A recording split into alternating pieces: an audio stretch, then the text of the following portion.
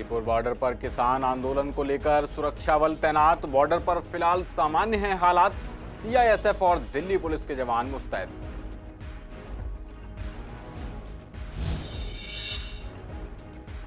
गाजीपुर मंडी पर पड़ा किसान आंदोलन का असर। सब्जियों की सप्लाई में आ रही कमी। पंजाब से आने वाले आलू की सप्लाई रुकी।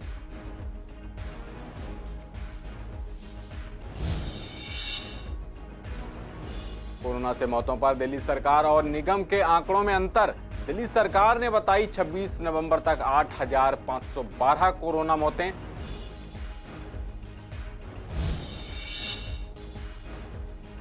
किसान आंदोलन को लेकर एहतियातन दिल्ली मेट्रो के कई रूट्स बंद।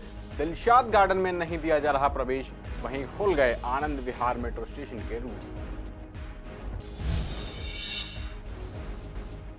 और कोरोना की तीसरी लहर से बढ़ रहा ग्राफ। कोविड सेंटर्स दोबारा बनाने पर बोले मेयर निर्मल जैन, पूरी है ईडीएमसी की तैयारी।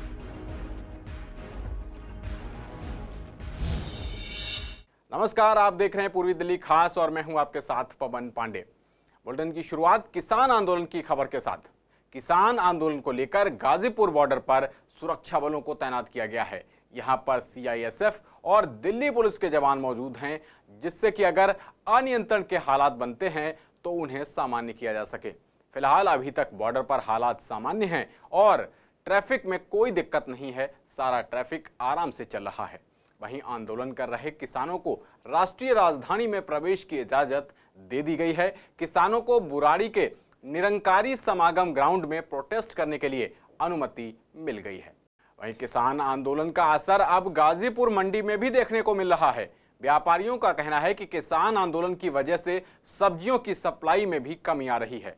जहां रोजाना 100 से 120 ट्रक आते थे, आज वहीं सिर्फ 40 से 50 ट्रक ही आए। साथ ही बताया कि पंजाब से जो सब्जियां आती थीं वो भी बंद हो गई हैं और ऐसे में व्यापारी बड़ी दिक्कत उठा रहे हैं। उन्होंने कहा कि इस समय पंजाब से आलू पर्याप्त मात्रा में आया करता था। किसानों के इस आंदोलन के चलते वो भी आना बंद हो गया है।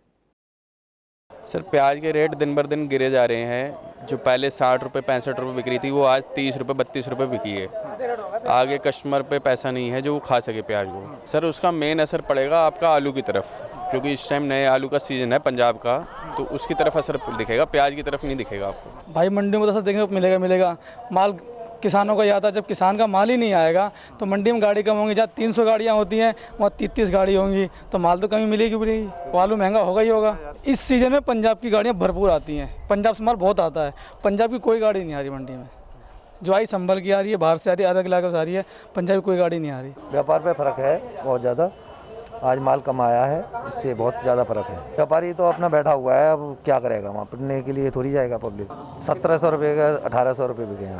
व्यापार पे फ़र्क पड़ेगा तो तेज़ी हो सकती है। 2000 रुपये भी पहुँच सकता है, 2200 भी पहुँच सकता है। वहीं दिल्ली सरकार कल यानी 26 नवंबर तक कोरोना से मरने वालों की संख्या 8,512 बता रही है, जबकि दूसरी तरफ एमसीडी के रिकॉर्ड के अनुसार नॉर्थ में 4,521, साउथ में 4,285 और ईस्ट के शमशानों में 1,512 मृतक लाए गए, जिनका टोटल 10,318 होता है, जो कि दिल्ली सरकार के आंकड़ों से कहीं ज्यादा है। वहीं पूर्वी दिल्ली नगर निगम की स्थायी समिति के अध्यक्ष सत्यपाल सिंह ने दिल्ली सरकार के आंकड़ों को गलत बताया है। उन्होंने कहा कि सरकार का काम पर ध्यान ही नहीं है। साथ ही कहा कि केजरीवाल सरकार जनता को पागल बनाने और आरोप लगाने का काम कर रही है। जो सरकारी आंकड़े हैं, पिछले 5-6 दिन से मैं लगातार देख रहा हूँ 120, 130, 135 तक आंकड़ा जा रहा है। और जैसा कि आप कह रहे हैं, नॉर्थ में 4521, साउथ में 4285 और ईस्ट में 1512 लोगों की डेथ जो हुई है कोरोना से। और इनको जो शमशान घाट पर लाया गया, इतनी संख्या को एमसीडी के द्वारा शमशान घाटों का संचालन है, तो इसमें कोई दो राय नहीं कि एमसीडी के पास एक रिकॉर्ड है और वो रिकॉर्ड के अनुसार अपनी बता रहे हैं। कहीं ना कहीं आंकड़ों की इसमें बाजीगरी है दिल्ली सरकार की, और वो सत्य बात को छुपाना चाह रहे हैं। चूंकि 2 बार कोर्ट ने, पहले हाई कोर्ट ने और परसों सुप्रीम कोर्ट ने उनको फटकार लगाई है कि आप उन परिवारों को क्या जवाब देंगे जिनके घर के परिवार के सदस्य की डेथ कोरोना के कारण हुई है। ये अपनी नाकामी को छुपाने का उनका एक जरिया है।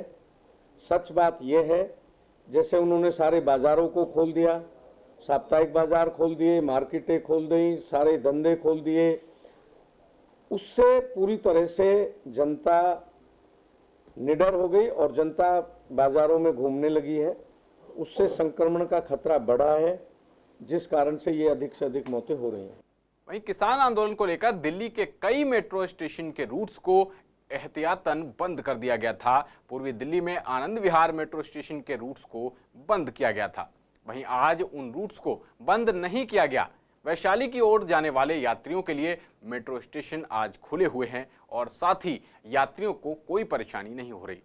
पर गाजियाबाद से दिलशाद गार्डन आने वाली सभी मेट्रो बंद हैं। जो यात्री दिलशाद गार्डन से गाजियाबाद की ओर जा रहे हैं उनके लिए मेट्रो चालू है, मतलब यहां दिल्ली में प्रवेश नहीं दिया जा रहा है।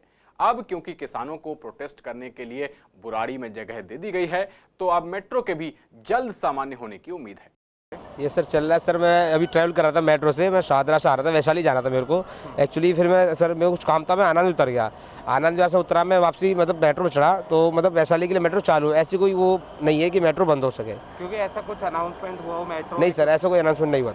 नहीं, ऐसी तो हमें कुछ नहीं लगा है, क्योंकि हम तो सफ़र करके आ रहे हैं, ऐसा हमें नहीं लगा है। लेकिन उन्हें शायद लग रहा हो तो ऐसा नहीं है, लेकिन जो हम उसमें देख के आ रहे हैं तो वो चल रही है। कल बंद होगी? नहीं, हमें तो नहीं लग रहा है ऐसा कि बंद हो सकती है, लेकिन अभी तो चल ही रही है। मैं सफ़र करके आ रहा हूँ। हाँ, थोड़ा बहुत अभी देखने को मिला। मैं अभी बल्लभगढ़ से आ रहा हूँ, जैसे तो मेवाला महाराज नगर से बदरपुर की बंद है, तो बाकी तो और कुछ नहीं है, वहीं की मेट्रो बंद कर रखी। दिल्ली में कोरोना की तीसरी लहर की वजह से ग्राफ बढ़ने में तेजी आई है। इसके चलते पूर्वी दिल्ली नगर निगम एक बार फिर कोविड सेंटर्स बनाने पर विचार कर सकती है। हमने ईडीएमसी के चेयरमैन निर्मल जैन से इस बारे में बात की, तो उन्होंने बताया कि ईडीएमसी की तैयारी पूरी है। अगर उन्हें डीएम ऑफिस से इस बारे में कोई ऑर्डर दिया जाएगा तो वो फिर से कोविड सेंटर्स जरूर बनाएंगे। देखिए, हम जो सब काम हम करते हैं, दिल्ली डिजास्टर मैनेजमेंट अथॉरिटी जो है, जो एलजी के अंडर में जो डीएम होते हैं, उनके अंडर में हमारे को जैसे जैसे आदेश मिलता है हम करते हैं। हमने पहले भी अपने समुदाय भवनों को डीएम के थ्रू हमने हैंडओवर किया था, और उन्हें जब जरूरत होगी हम सारे उनको देते हैं। देखिए, ये हमारे विचार की नहीं है, ये विचार तय उनको करना है। दिल्ली डिजास्टर मैनेजमेंट अथॉरिटी वालों ने, दिल्ली सरकार ने तय करना है।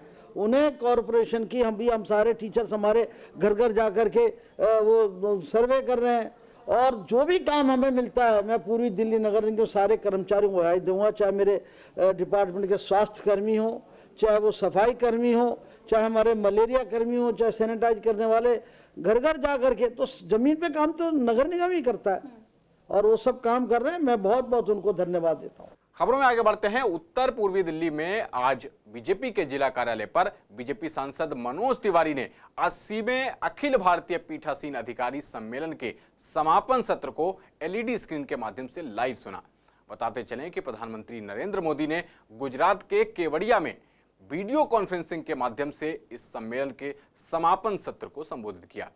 कार्यक्रम में उपराष्ट्रपति वेंकैया नायडू, लोकसभा अध्यक्ष ओम बिरला, गुजरात के राज्यपाल और मुख्यमंत्री विजय रूपानी भी मौजूद रहे। इस अवसर पर सांसद मनोज तिवारी और जिला अध्यक्ष मोहन गोयल ने पीएम मोदी द्वारा बताए गए केवाईसी यानी नो योर कॉन्स्टिट्यूशन की परिभाषा भी साझा की। पूर्वी दिल्ली के अर्जुन नगर में जगह जगह कूड़े के ढेर लगे हुए हैं। गंदगी के अंबार से लोग काफी परेशान हैं। लोगों को संक्रामक बीमारियों का खतरा सता रहा है और वो अपने छोटे छोटे बच्चों और घर के बुजुर्गों के स्वास्थ्य को लेकर चिंतित हैं। इलाके के दुकानदार और स्थानीय लोगों का कहना है कि लंबे वक्त से यहाँ कूड़ा नहीं उठाया जा रहा है। साथ ही कहा कि जिससे इलाके में गंदगी का अंबार लगा हुआ है।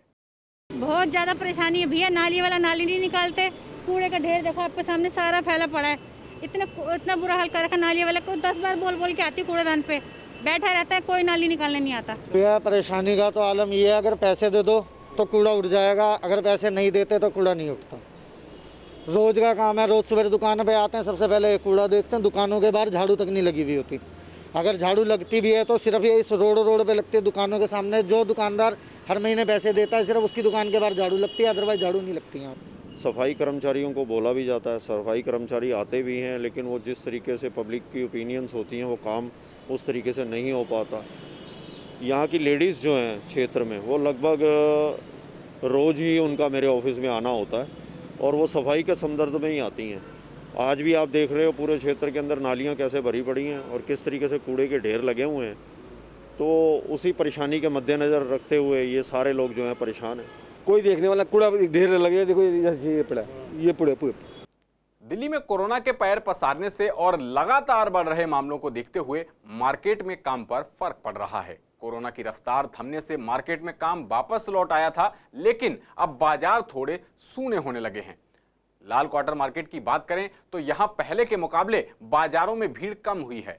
दुकानदारों का कहना है कि लाल क्वार्टर मार्केट में अभी जो ग्राहक आ रहे हैं वो शादियों के सीजन के चलते आ रहे हैं, लेकिन शादियों में केवल 50 लोगों की एंट्री के नियम की वजह से मार्केट में काम बहुत कम है, जिसकी वजह से मार्केट पहले के मुकाबले सूनी सूनी सी लग रही है।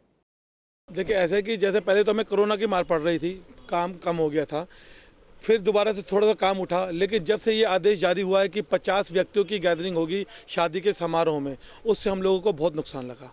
उसका बेसिक रीज़न क्या होता है कि हम जो बाज़ार चलता है वो इसलिए चलता है, जब किसी के घर शादी होती है तो वो 100, 200, 300 कार्ड बांटता है, लड़के वाला भी बांटता है, लड़की वाला भी बांटता है। तो पहले क्या होता था, 500 कार्ड वो बांटता, 500 वो बांटता, तो 1000 कार्ड बांटते थे।